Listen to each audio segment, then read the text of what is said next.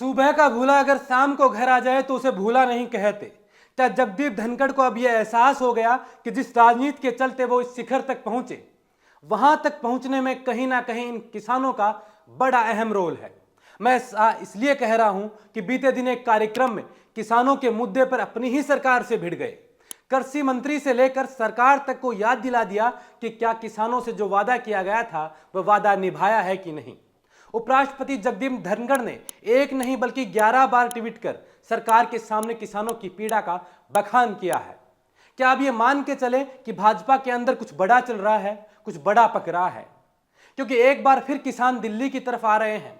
आपने देखा होगा कि कैसे 2020 में किसानों के जत्थे दिल्ली के बॉर्डरों पर महीनों तक बैठे थे। अंततः किसानों से वार्ता हुई और समझाइश के बाद उन्होंने अपना आंदोलन स्थगित किया था, समाप्त नहीं किया था। लेकिन फिर लोकसभा चुनाव हुए और फिर एक बार एनडीए की सरकार बनी और किसानों के मुद्दों पर वो अभी तक चुप्पी साधे हुए हैं। इसको लेकर किसान फिर मोर्चाबंदी करने को तैयार हो गए हैं।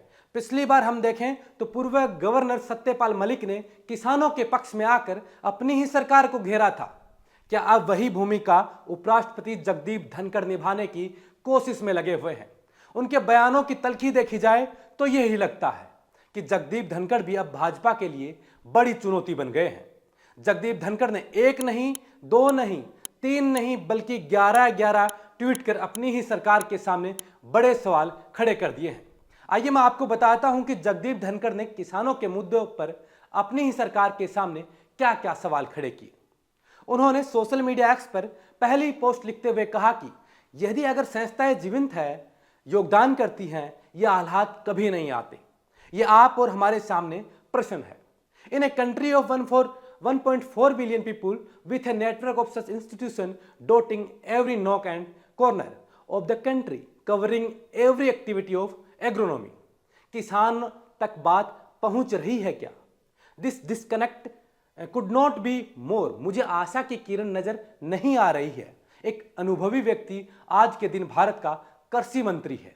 अगली पोस्ट में वो लिखते हैं, किसान यदि आज के दिन आंदोलित है, उस आंदोलन का आकलन सीमित रूप से करना बहुत बड़ी गलतफहमी और भूल होगी। जो किसान सड़क पर नहीं है वह भी आज के दिन चिंतित है, आज के दिन परेशान है। भारत को विकसित राष्ट्र का दर्जा मिलना है तो हर व्यक्ति की आय को 8 गुना करना है। उस 8 गुना करने में सबसे बड़ा योगदान ग्रामीण अर्थव्यवस्था का है, किसान कल्याण का है। विकसित भारत का रास्ता किसान के दिल से निकलता है, हमें यह नहीं भूलना चाहिए। वो यही नहीं रुके, उन्होंने आगे लिखते हुए लिखा कि मैंने 2 दिन पहले मेरी चिंता व्यक्त की थी कि किसान आंदोलित है।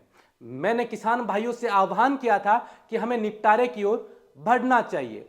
हम अपनों से नहीं लड़ सकते, हम ये विचारधारा नहीं रख सकते कि उनका पड़ाव सीमित रहेगा, अपने आप थक जाएंगे। अरे भारत की आत्मा को परेशान थोड़ी ना करना है, दिल को चोटिल थोड़ी ना करना है। मुझे समझ में नहीं आ रहा कि किसानों से वार्ता क्यों नहीं हो रही।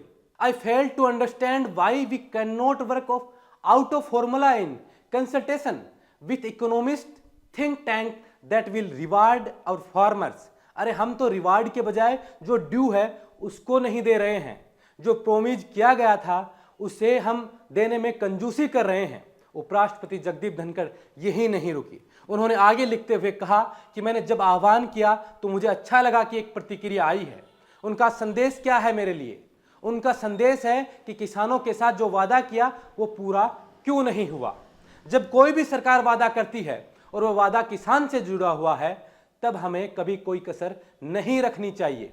किसान हमारे लिए आदरणीय है, प्रातः स्मरणीय है, सदैव वंदनीय है। मैं खुद कृषक पुत्र हूं, मैं जानता हूं किसान क्या कुछ नहीं झेलता। वो आगे लिखते हैं कि किसानों से वार्ता अविलंब होनी चाहिए, हमें जानकारी होनी चाहिए क्या किसानों से कोई वादा किया गया था। प्रधानमंत्री जी का दुनिया को संदेश है, जटिल समस्याओं का निराकरण वार्ता से होता है। माननीय कृषि मंत्री जी, आपसे पहले जो कृषि मंत्री जी थे, क्या उन्होंने लिखित में कोई वादा किया था? यदि अगर वादा किया था तो उसका क्या हुआ? हमारा मन सकारात्मक होना चाहिए, रुकावट पैदा करने वाला नहीं होना चाहिए कि किसानों को ये कीमत दे देंगे तो इसके दुष्परिणाम होंगे। किसानों को जो भी कीमत देंगे उनका 5 गुना देश को मिलेगा। इसमें कोई दो राय नहीं है।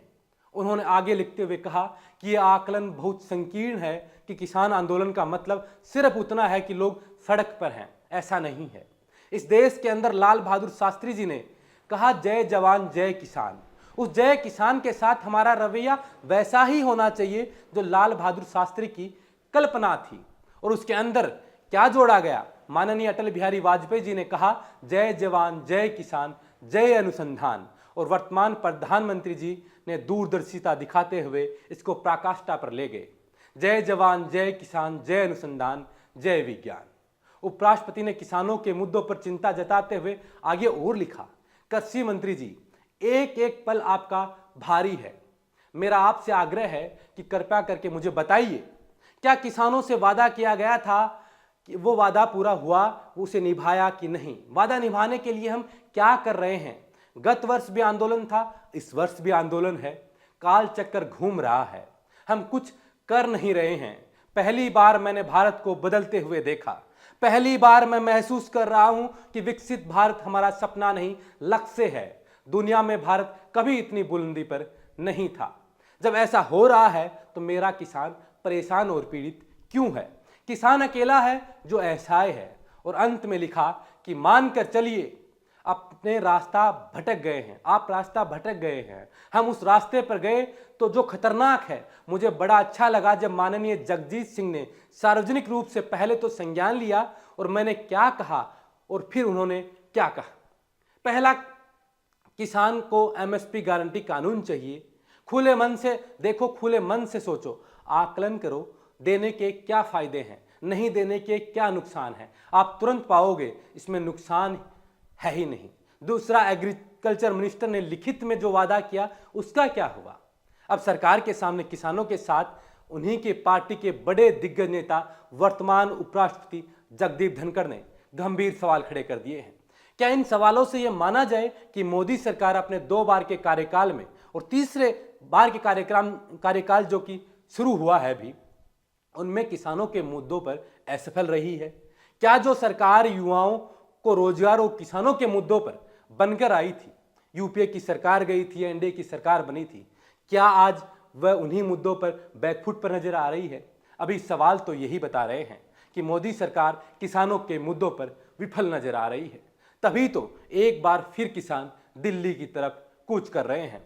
अब देखना होगा कि क्या ये किसान आंदोलन पहले के किसान आंदोलन से बड़ा बनकर आएगा, बड़ा होगा, या फिर किसानों से समझाइश और उनके मुद्दों का निस्तारण कर किसानों से सामंजस्य बनाने में मोदी सरकार कामयाब होगी। अब देखना होगा कि जो किसान दिल्ली की तरफ आए हैं, खबरें आ रहे हैं कि किसान नेताओं को गिरफ्तार किया जा रहा है, किसानों को रोका जा रहा है, दिल्ली नहीं आने दिया जा रहा है, तो आगे किसानों का रुख क्या होगा? बीजेपी की सरकार, मोदी की सरकार किसानों के इन मांगों को लेकर क्या फैसला लेती है, ये देखना होगा। बहरहाल इस वीडियो में इतना ही। किसानों के मुद्दों पर आप लोग क्या सोचते हैं, कमेंट कर जरूर बताइए। आप देख रहे थे बोल हिंदुस्तान, मजे कुमार, नमस्कार।